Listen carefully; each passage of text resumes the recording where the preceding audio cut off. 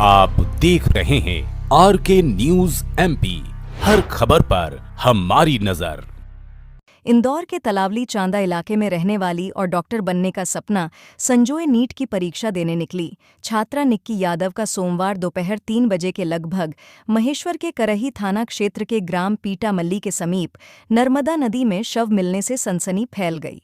रविवार को वह देवी अहिल्या विश्वविद्यालय परिसर में तीसरी बार नीट का पेपर देने आई थी, जहां छोटा भाई शिवम उसे परीक्षा केंद्र छोड़कर गया था। दोपहर में एग्जाम खत्म होने के बाद निक्की ने किसी अन्य लड़की के मोबाइल से अपनी मां को कॉल कर कुछ ही देर में घर लौटने की बात कही थी। मां द्वारा खुद का फोन बंद होने का कारण पूछने पर मोबाइल डिस्चार्ज होने का हवाला दिया था। इसके बाद से ही उसका मोबाइल पूरी तरह बंद हो गया, जब रात 10 बजे तक भी वह घर नहीं लौटी। इसके बाद परिजनों ने पुलिस कंट्रोल रूम को सूचना दी। सोमवार सुबह भंवरकुआं पुलिस से संपर्क कर बेटी की गुमशुदगी दर्ज कराई, जिसके बाद हरकत में आई पुलिस को मोबाइल की आखिरी लोकेशन बड़वाह में मिली।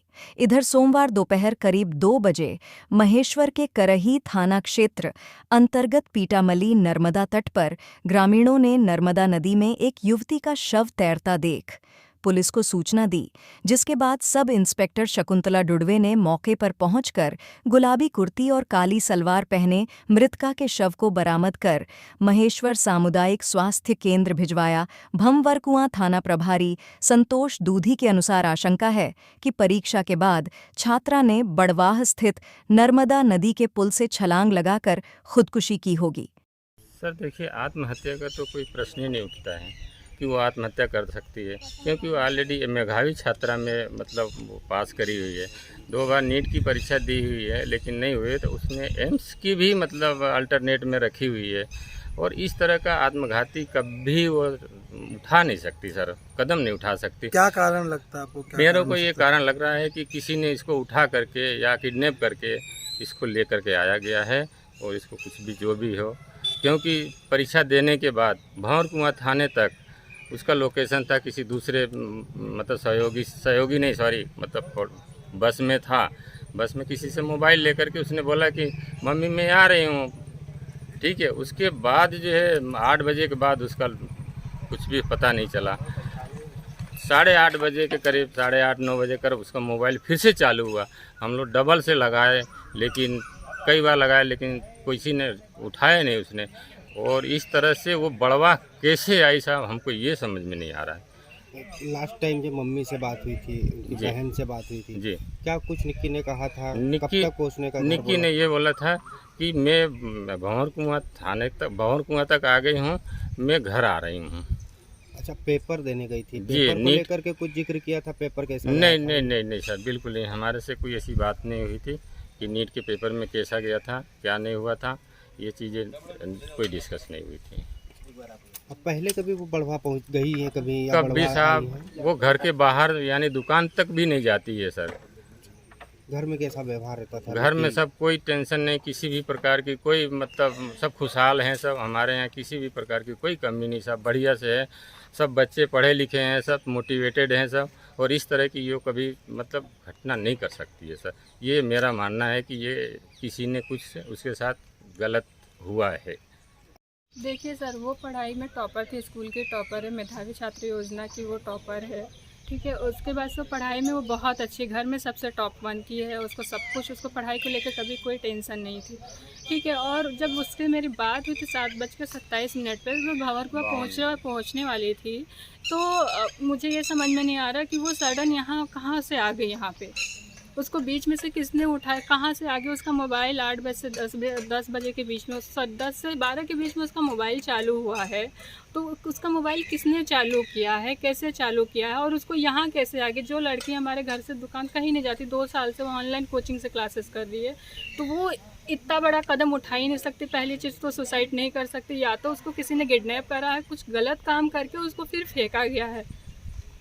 तो अभी जैसे वो पहुंची है, आप लोगों ने तलाश की होगी कि घर नहीं? हाँ सर, हमने क्या करा कि 10 बजे तक हमने वेट करा, फिर 10 बजे के बाद पापा गए, ढूंढे उसको लोकल जो भी एरिया, फिर उसके बाद से जब वहाँ पे और मतलब हॉस्पिटल में गए कि कहीं कुछ इमरजेंसी केस तो नहीं, क्योंकि एक्सीडेंट हो जाते हैं, कई बच्चे गिर जाते हैं, तो हो सकता है कि इमरजेंसी में किसी ने हॉस्पिटल पहुँचा दिया।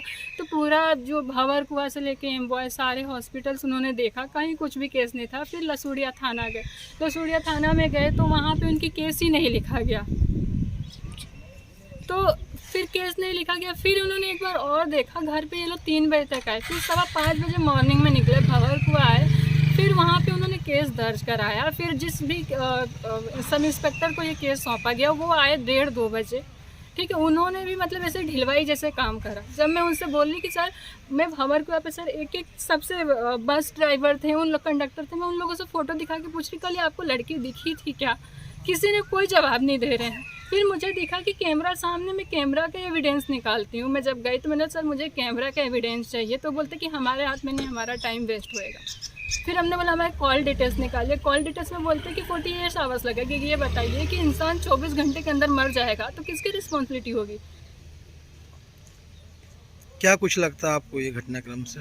देखिए सर, हमें जो भी लगता है ये मर्डर किया गया है, उसको कहीं से उठाया गया है, उठा के अब ये समझ में नहीं आ रहा है इंदौर जैसी सिटी से कैसे उसको उठा सकते हैं, और उसको उठा के ले आके यहाँ इतना दूर 70 किलोमीटर कैसे वो कर सकते हैं। क्या नाम लिखते हैं आप? मैं रूबी यादव नाम लिखती हूँ सर। शव पानी के बहाव के साथ बहकर पीटामली तट तक पहुंच गया, जिसकी शिनाख्त हुलिये और कपड़ों के आधार पर इंदौर पुलिस के सहयोग से निक्की के रूप में की गई। पेशे से अकाउंटेंट पिता रामानंद ने बताया कि उनकी 2 बेटियां सॉफ्टवेयर इंजीनियर हैं, एक बेटा भी इंजीनियर है, जबकि छोटा बेटा पढ़ाई कर रहा है। निक्की भी पढ़ाई में बेहद होशियार थी, डॉक्टर बनने के लिए लगातार कड़ी मेहनत कर रही थी। वो पहले भी 2 बार नीट की परीक्षा दे चुकी थी, यह उसका तीसरा प्रयास था। होनहार बेटी किन परिस्थितियों में और क्यों बड़वाह पहुंची, इसे लेकर पूरा परिवार सदमे में है। वहीं करही पुलिस ने मर्ग कायम कर शव को पोस्टमार्टम के लिए महेश्वर सामुदायिक स्वास्थ्य केंद्र के पीएम रूम में रखा, जहां मंगलवार सुबह 9 बजे शव का पीएम किया गया। पुलिस मौत के कारणों का पता लगा रही है। आरके न्यूज़ एमपी के लिए खरगोन से दिग्विजय सिंह पटेल की रिपोर्ट। इंदौर की एक युवती की नर्मदा में लाश मिली है, क्या मामला, किस प्रकार की विवेचना चल रही है? कल करई थाना क्षेत्र के पिटामली ग्राम में नर्मदा में एक युवती की लाश मिली है जो कि अज्ञात थी। जब उसके फ़ोटो को सर्कुलेट किया गया तो पता चला कि युवती जो है वो लसूड़िया थाना क्षेत्र की रहने वाली है, और कल सुबह ही उसकी भंवर कुआं थाने में गुमशुदगी दर्ज हुई थी, क्योंकि परसों से युवती घर से निकली थी और रात तक घर नहीं पहुंची थी, तो घर वालों ने कल उसकी गुमशुदगी दर्ज करवाई है और बच्चे की शिनाख्त हो चुकी है। तो अग्रिम कार्रवाई पुलिस के द्वारा जारी है। नहीं, क्या आ रहा है जांच में प्रारंभिक जांच, ऐसा बताया जा रहा है कि बड़वा में नर्मदा में कूदी है? अभी उसमें जांच जारी है, वैधानिक कार्रवाई की जा रही है। पीएम हो चुका है। पीएम में ऐसी कोई आशंका नहीं आई है कि कोई चोटें या किसी टाइप की चीज़ें नहीं मिली।